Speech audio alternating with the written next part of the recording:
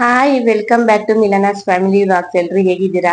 ಚೆನ್ನಾಗಿದ್ದೀರಾ ಅಂತ ಅನ್ಕೊಂಡಿದೀನಿ. ಇವತ್ತಿನ ವ್ಲಾಗ್ ಬಗ್ಗೆ ನಿಮ್ಗೆ ತಮ್ಮನೇಲ್ ನೋಡಿ ಗೊತ್ತಾಗಿರ್ಬೋದು. ಹೌದು, ನಾನೊಂದು ಚಿಕ್ಕ ಗೋಲ್ಡ್ ಚೈನ್ ತಗೊಂಡೆ. ಆದ್ರೆ ನನಗೆ ಇಲ್ಲಿ ತನಕ ಇಷ್ಟು ರೇಟ್ ಕೊಟ್ಟು ನಾನು ಯಾವತ್ತೂ ತಗೊಂಡಿರ್ಲಿಲ್ಲ. ಯಾಕಂದ್ರೆ ಇನ್ನೂ ಕೂಡ ಹಾಗೇನೆ ಎಲ್ಲರೂ ಹೇಳ್ತಾರೆ, ಪ್ರಿಡಿಕ್ಟ್ ಮಾಡೋದ್ ಪ್ರಕಾರ ಗೋಲ್ಡ್ ರೇಟ್ ಜಾಸ್ತಿ ಆಗ್ತಾ ಹೋಗುತ್ತೆ. ಇನ್ನಂತೂ ಗೋಲ್ಡ್ ಪರ್ಚೇಸ್ ಮಾಡೋದಂತೂ ಸಿಕ್ಕಾಪಟ್ಟೆ ಕಷ್ಟನೇ. ಸೊ ನಾನು ಪ್ರತಿ ಸಲ ಪರ್ಚೇಸ್ ಮಾಡೋದು ಯಾವ ತರ ಅಂದ್ರೆ, ನಾನು ಸಣ್ಣ ಪುಟ್ಟದೆಲ್ಲ ಅಂದ್ರೆ ಇಯರಿಂಗ್ಸ್ ಆಗ್ಲಿ ಅಥವಾ ಫಿಂಗರ್ ರಿಂಗ್ಸ್ ಆಗ್ಲಿ, ಚಿಕ್ಕದು ಮಕ್ಕಳಿಗೆಲ್ಲ ಚಿಕ್ಕ ಚಿಕ್ಕ ಚೈನ್ ಆ ತರದ್ದೆಲ್ಲ ನಾನು ಗೋಲ್ಡ್ ಸ್ಕೀಮ್ ಮಾಡ್ಬಿಟ್ಟೆ ಪರ್ಚೇಸ್ ಮಾಡ್ತಿದ್ದೆ. ಯಾಕೆಂದ್ರೆ ಅದು ನಂಗೆ ಈಸಿ ಅನ್ಸ್ತಿತ್ತು. ಅಲ್ಲದೆ ಒಂದೇ ಸ್ಮಾಲ್ ಅಮೌಂಟ್ ನಾವು ಮಂತ್ಲಿ ಪೇ ಮಾಡ್ತಾ ಬಂದ್ರೆ, ಸೊ ಅದಕ್ಕೆ ಇನ್ನೂ ಸ್ವಲ್ಪ ಸೇರಿಸ್ಬಿಟ್ಟು ಒಂದೇ ಸಲ ತಗೊಳ್ತಾ ಇದ್ದೆ. ಇಲ್ಲ ಅಂದ್ರೆ ನಮ್ಗೆ ಒಮ್ಮೆನೆ ತಗೊಳಕ್ಕೆ ತುಂಬಾ ಕಷ್ಟ ಅನ್ಸುತ್ತೆ. ಅದಕ್ಕೋಸ್ಕರ ನೀವು ಕೂಡ ಇದೇ ತರ ಗೋಲ್ಡ್ ಸ್ಕೀಮ್ ಅನ್ನೇ, ಇನ್ನಂತೂ ಅದೇ ತರ ಗೋಲ್ಡ್ ಸ್ಕೀಮ್ ಮಾಡ್ಬಿಟ್ಟೆ ತಗೊಳ್ಳೋದು ತುಂಬಾ ಒಳ್ಳೇದು. ಯಾಕೆಂದ್ರೆ ತುಂಬಾ ಅಷ್ಟು ದೊಡ್ಡ ಅಮೌಂಟ್ ನಾವು ಅದಕ್ಕೆ ಒಂದಕ್ಕೆ ಗೋಲ್ಡ್ಗೋಸ್ಕರ ನಾವು ಹಾಕೋದು ಸರಿ ಅಲ್ಲ, ನಮ್ ಕೈಯಿಂದ ಆಗೋದು ಇಲ್ಲ. ಅದಕ್ಕೋಸ್ಕರ ಸೊ ಬನ್ನಿ ನಾನು ತೋರಿಸ್ತೀನಿ. ನನಗೆ ನಿಜವಾಗಿ ಹೇಳ್ಬೇಕಂದ್ರೆ, ನಾನು ಮೊನ್ನೆ ಸಂಡೆ ತಗೊಂಡಿದ್ದು. ಈ ವಿಡಿಯೋ ಅಪ್ಲೋಡ್ ಮಾಡುವಾಗ ಸ್ವಲ್ಪ ಲೇಟ್ ಆಯ್ತು.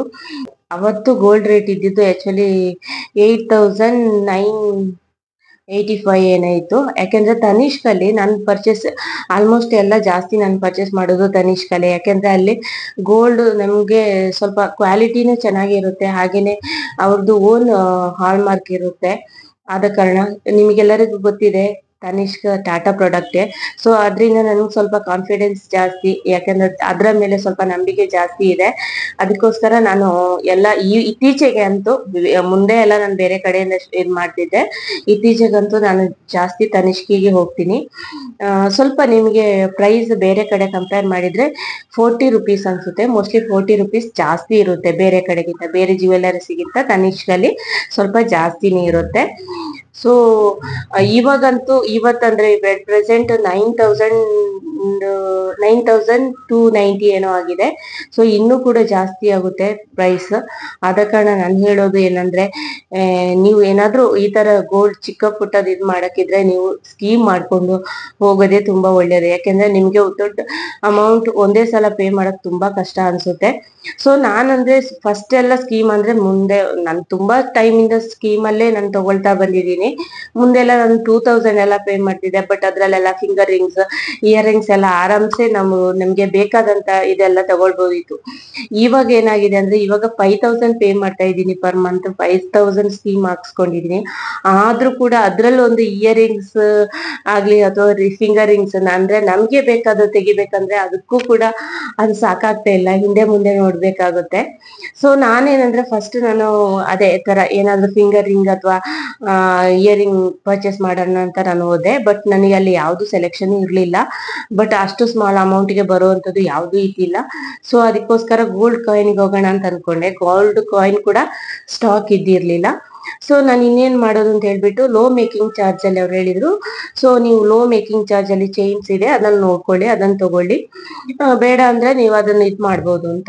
ಬಟ್ ಲೋ ಮೇಕಿಂಗ್ ಚಾರ್ಜ್ ಅಂದ್ರೂ ಕೂಡ ಅದ್ರಲ್ಲಿ ಕೂಡ ಅವ್ರು ಮೇಕಿಂಗ್ ಚಾರ್ಜ್ ಹಾಕಿ ಹಾಕ್ತಾರೆ. 10% ಇದ್ದೇ ಇರುತ್ತೆ ಅವ್ರದ್ದು ಮೇಕಿಂಗ್ ಚಾರ್ಜ್. ಬೇರೆ ಕಡೆ ಕಂಪೇರ್ ಮಾಡಿದ್ರೆ ಮೇಕಿಂಗ್ ಚಾರ್ಜ್ ಕೂಡ ಅವ್ರದ್ದು ಜಾಸ್ತಿ ಇರುತ್ತೆ.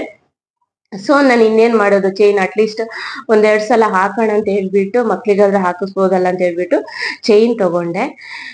ಆಕ್ಚುಲಿ ಅದ್ರಲ್ಲಿ ಇರೋದು ನೋಡಿ, ಅದು ನಾನು ಡಿಟೇಲ್ ಆಗಿ ಆಮೇಲೆ ತೋರಿಸ್ತೀನಿ ಎಷ್ಟು ಗ್ರಾಮ್ ಎಷ್ಟಿದೆ ಅಂತ ಹೇಳ್ಬಿಟ್ಟು.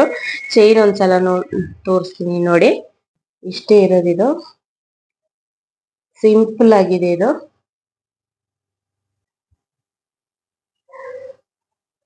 ಆಕ್ಚುಲಿ ನನ್ನ ಮಕ್ಳಿಗೆಲ್ಲ ಇದು ಮುಂದೆ ಎಲ್ಲ ನಾನು ಈ ತರ ಸ್ಕೀಮ್ ಅಲ್ಲೇ ತೆಗಿತಾ ಇದ್ದೆ. ಸ್ಕೀಮ್ ಅಲ್ಲಿ ಚೆನ್ನಾಗಿ ಒಳ್ಳೆ ಅಂದ್ರೆ ಒಂದು 10 ಗ್ರಾಮ್ದೆಲ್ಲ ಚೆನ್ನಾಗಿ ಬರ್ತಾ ಇತ್ತು. ಅಂದ್ರೆ ಅಷ್ಟು ಪ್ರೈಸ್ ಕೂಡ ಅಷ್ಟು ಕಡಿಮೆ ಇತ್ತು. ಆದ ಕಾರಣ ನಿಮಗೆ ಪ್ರೈಸ್ ಕಡಿಮೆ ಆದ್ರೆ ಮೇಕಿಂಗ್ ಚಾರ್ಜ್, ವೇಸ್ಟೇಜ್ ಎಲ್ಲಾನು ಕಡಿಮೆ ಬೀಳುತ್ತೆ. ಪ್ರೈಸ್ ಹೈ ಆದಾಗ ನೀವು ಅದಕ್ಕೂ ಮೇಕಿಂಗ್ ಚಾರ್ಜ್ ಮೇಲೆನೂ ಇದು ಬೀಳುತ್ತೆ, ವೇಸ್ಟೇಜ್ ಕೂಡ ಜಾಸ್ತಿ ಆಗುತ್ತೆ ಹೋಗುತ್ತೆ. ಹಾಗೆ ನಿಮ್ಗೆ ಇವಾಗ ಒಂದು 10 ಗ್ರಾಮ್ ತೆಗಿಬೇಕಂದ್ರೆ ನಿಯರ್ಲಿ 1,25,000 ನೀವು ಪೇ ಮಾಡ್ಬೇಕಾಗುತ್ತೆ. ಅಷ್ಟು ಇದೆ. 1,25,000, 1,30,000 ಬರುತ್ತೆ ನೋಡಿ. ಸೊ ಸ್ಮಾಲ್ ಪೆಂಡೆಂಟ್ ಹಾಕೊಂಡ್ರೆ ಚೆನ್ನಾಗಿ ಕಾಣಿಸುತ್ತೆ ನೋಡಿ. ನಾನು ಇವಾಗ ಇದನ್ನು ಹತ್ರದಿಂದ ತೋರಿಸ್ತಾ ಇದ್ದೀನಿ, ಯಾವ ತರ ಡಿಸೈನ್ ಯಾವ ತರ ಇದೆ ಅಂತ. ತುಂಬ ಸಿಂಪಲ್ ಆಗಿದೆ ಡಿಸೈನ್. ಆದ ಕಾರಣ ಅವರು ಲೋ ಮೇಕಿಂಗ್ ಚಾರ್ಜ್ ಹಾಕ್ತಾರೆ ಇದಕ್ಕೆ.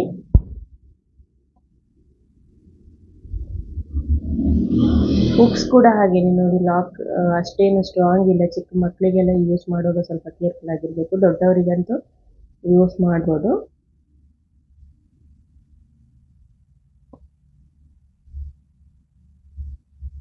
ಈ ಥರ ಡಿಸೈನ್ ನನ್ನ ಹತ್ರ ಇದ್ದಿರಲಿಲ್ಲ, ಅದಕ್ಕೋಸ್ಕರ ತಗೊಂಡೆ. ಇನ್ನೊಂದೇನೆಂದರೆ ತನಿಷ್ಕ್ದು ಡಿಸೈನ್ಸ್ ಎಲ್ಲ ತುಂಬ ಯುನೀಕ್ ಆಗಿರುತ್ತೆ, ತುಂಬ ಫ್ಯಾನ್ಸಿ ಟೈಪ್ ಇರಲ್ಲ ಬೇರೆ ಕಡೆ ಕಂಪೇರ್ ಮಾಡಿದರೆ. ಸೊ ಈ ವೆಡ್ಡಿಂಗ್ ಜ್ಯುವೆಲರಿ ಕೂಡ ಹಾಗೆ ತುಂಬ ಚೆನ್ನಾಗಿರುತ್ತೆ. ಸೊ ಇಲ್ಲಿ ಬಿಲ್ಲಿಂಗಲ್ಲಿ ನೋಡ್ತಾ ಇರ್ಬೋದು ನೀವು 6.458 ಗ್ರಾಮ್ಸ್ ಇದೆ. ಸೊ ಸ್ಟೋನ್ ಅದು ಇದಿಲ್ಲದ ಕಾರಣ ಸೇಮ್ ಗೋಲ್ಡ್ ವೆಯ್ಟ್ ಅಷ್ಟಿದೆ. ಸೊ ಇದರ ಪ್ರೈಸ್ ಬಂದುಬಿಟ್ಟು 63,827. ಹಾಗೆಯೇ 5,802 ಮೇಕಿಂಗ್ ಚಾರ್ಜ್ ಹಾಕಿದ್ದಾರೆ. 4,129 ರುಪೀಸ್ ಅಂದರೆ ಅದು ನನ್ನ ಬೋನಸ್ ಸೇರಿ ಡಿಸ್ಕೌಂಟ್ ಮಾಡಿದ್ದಾರೆ. ಬೋನಸ್ 3,750 ರುಪೀಸ್ ಏನೋ ಬಂದಿತ್ತು, ಅದರ ಮೇಲೆ ಪುನಃ GST ಹಾಕಿದ್ದಾರೆ. ಇದೆಲ್ಲ ಆಗಿ ಲಾಸ್ಟಿಗೆ ನಾನು ಪೇ ಮಾಡಿರೋದು 61,535 ರುಪೀಸ್. ನೋಡಿ ಇಲ್ಲಿದೆ 61,536 ರುಪೀಸ್. ಇದರಲ್ಲಿ ನೋಡಿ 50,000 ರುಪೀಸ್ ನಮ್ಮದು ಸ್ಕೀಮ್ದು ಹಣ ಇತ್ತು. 5,000 ಪರ್ ಮಂತ್ ಕಟ್ತಿದ್ದೆ, 10 ಮಂತ್ಸ್ ಅದು. ಇದರ ಮೇಲೆ ನಾನು 11,536 ರುಪೀಸ್ ಪೇ ಮಾಡಬೇಕಾಗಿ ಬಂತು. ಟೋಟಲ್ ಈ ಚೈನಲ್ಲಿ ಇರೋದು 6 ಗ್ರಾಮ್ಸ್ 458 ಮಿಲಿಗ್ರಾಮ್ಸ್. ಮುಂದೆಲ್ಲ ಇದೇ ಹಣಕ್ಕೆ ನಾವು ಒಂದು 10 ಗ್ರಾಮ್ಸ್ ಗೋಲ್ಡ್ ತೆಗಿಬಹುದಾಗಿತ್ತು. ನಾನು ತೆಗೆದಿದ್ದು ಕೂಡ ಇದೆ, ಆದರೆ ಇವಾಗ ಸಿಕ್ಕಾಪಟ್ಟೆ ಜಾಸ್ತಿ ಆಗೋಗಿದೆ. ಹಾಗೆಯೇ ನಾನು ಇನ್ನೊಂದು ಸ್ಕೀಮ್ ಕೂಡ ಮಾಡಿಸಿದೆ.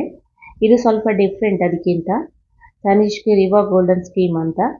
ಇದೇನೆಂದರೆ ನಾವು ಇವತ್ತು ಎಷ್ಟು ಪೇ ಮಾಡಿರ್ತೀವಿ ಅಂದರೆ 5,000 ಪೇ ಮಾಡಿದರೆ ಅದಕ್ಕೆ ಎಷ್ಟು ಕ್ಯಾಲ್ಕುಲೇಷನ್ ಮಾಡಿ ಎಷ್ಟು ಗೋಲ್ಡ್ ಬರುತ್ತೆ ಅದನ್ನು ಆವಾಗಲೇ ಅವರು ಹಾಕ್ತಾರೆ. ಸೊ ಫೈನಲ್ ಆಗಿ ಎಲ್ಲ ಗೋಲ್ಡನ್ನು ಕ್ಯಾಲ್ಕುಲೇಟ್ ಮಾಡಿಬಿಟ್ಟು ನಮಗೆ ಅದೇ ಇದು ಗೋಲ್ಡ್ ಸಿಗುತ್ತೆ. ಇಲ್ಲಿ ನೋಡಿ, ಸೊ ನಾನು ಪೇ ಮಾಡಿರೋದು 5,000.